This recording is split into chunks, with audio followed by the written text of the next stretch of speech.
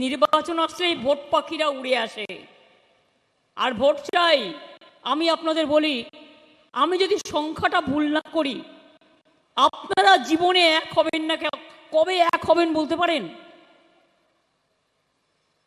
আপনারা এখানে বাঙালি হিন্দুই বলুন, বাঙালি মুসলমানই বলুন, আর আমার আসামের ভাই বোনেরাই বলুন, সব যদি এক হয়ে যান না, শুধু বাঙালি হিন্দু মুসলমান দুটো ভোট এক হয়ে 70% আপনারা, আর আসামি ভাই বোনেরাও আমার 30% আছে। কিন্তু সেই লড়াইয়ের জন্য তৈরি হতে হবে। আমি কথা দিয়ে যাচ্ছি, রাধেশ্যাম বাবুকে আপনারা জেতান, আরো 3টে প্রার্থীকে জেতান।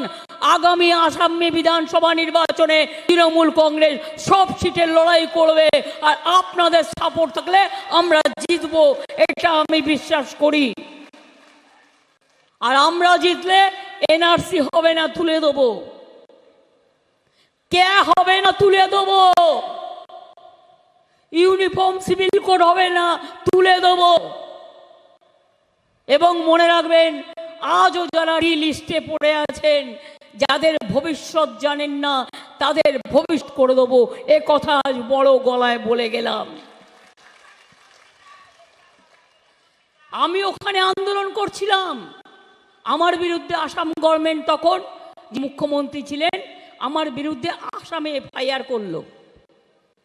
আমার কি দোষ ছিল? আমি বাংলায় আন্দোলন করছিলাম আপনাদের নিয়ে, কোটা আন্দোলন বাংলায়, আর এফআইআর করছে বিজেপি আসামে। আমি তো ভুলিনি, আমার বিরুদ্ধে 6-7টা কেস করেছিল ওরা। কি করে আমায় গলা কাটবে, জেলে ভরবে, আর কজনকে জেলে ভরবে, আর কজনের গলা কাটবে, আর কতজন টেনশন ক্যাম্পে রাখবে। তোমরা তো ভারতবর্ষটাকে জেলখানা বানিয়ে দিয়েছো, টেনশন ক্যাম্প বানিয়ে দিয়েছো। আজকে ভারতবর্ষে মানুষের কোনো অধিকার নেই। এই নির্বাচনটা হতে যাচ্ছে ভয়ঙ্কর। এত কালো কলুষিত ইলেকশন কখনো আপনারা দেখেননি। Government of the agency, by the agency and for the agency. Government মিডিয়াকে যা বলছে মিডিয়া তাই করছে। সব মিডিয়ায় দেখবেন বাবুদের বড় বড় ছবি আর বড় বড় বিজ্ঞাপন, কোনোদিন লোকের খোঁজ নিতে আসে না। আজকে বলো, বেকারদের চাকরি দিয়েছো? 2 কোটি বেকারদের চাকরি দিয়ে বলেছিলে, আজকে 10 লক্ষ পদ পড়ে আছে সেন্ট্রাল গভর্নমেন্টে, সেটা পর্যন্ত দাওনি। আগের বারে আগে কি বলেছিলে? 15 লক্ষ টাকা করে লোকের বাড়ি বাড়ি পৌঁছে দেবে। কি 1 লক্ষ টাকা পেয়েছেন কেউ? যদি পেয়ে থাকেন বলবেন হ্যাঁ, যদি না পেয়ে থাকেন জোরসে বলবেন না।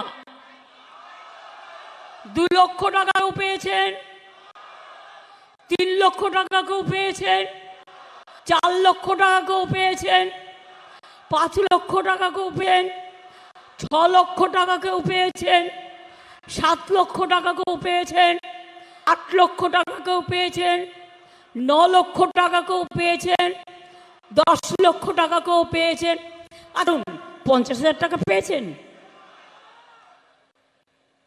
তো আপনাদের অ্যাকাউন্টে যখন টাকা নাই, বিজেপির বাক্সে ভোট নাই, এটা মাথায় রাখবেন।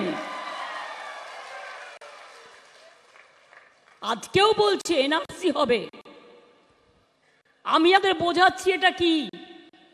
একটা ধরুন মাছ, আজকে নবরাত্রি, যারা নবরাত্রি সময় অনেক অভিনন্দন, কেউ ভেজ খান, কেউ নন ভেজ খান, আমার কোনো আপত্তি নেই, এটা তাদের স্বাধীনতা। কে কি খাবেন, কে কি পড়বেন, সেটা মাথায় রাখবেন। কিন্তু আপনি বলতে পারেন আমি কি খাবো, কি পড়বো, মানুষ কি খাবে, কি পড়বে। গুজরাটে তো মাছের দোকান বন্ধ হয়ে গেছে, উত্তরপ্রদেশেও মনে অনেক বন্ধ করে দিয়েছে, রাজস্থানেও বন্ধ করে দিয়েছে। একমাত্র জায়গা বাংলা, মনে রাখবেন, একসাথে সবাই থাকে। আর আজকের দিনে ওদের দাঙ্গা করার পরিকল্পনা আছে, সাবধানে থাকবেন, সতর্ক থাকবেন।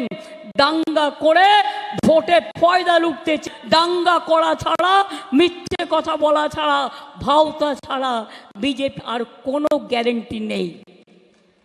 ওদের একটাই গ্যারেন্টি, দাঙ্গা করো, ভোট লোটো, সংখ্যালঘুদের পেশো, বাঙালিদের পেশো, ছাত্র যৌবনের সর্বনাশ করে দাও, মা বোনেদের উপর অত্যাচার করো, দলিতদের উপর অত্যাচার করো, আদিবাসীদের উপর অত্যাচার করো, রাজবংশীদের উপর অত্যাচার করো, বড়দের উপর অত্যাচার করো। মনে রাখবেন, মণিপুরে 200 চার্চ জ্বালিয়ে দিয়েছে, মসজিদ জ্বালিয়ে দিয়েছে, নেকেডলি মেয়েদের ঘোরানো হয়েছে। আজও মেয়েরা জাস্টিস চেয়ে ঘুরে বেড়াচ্ছে। এই মোদি দেবে জাস্টিস?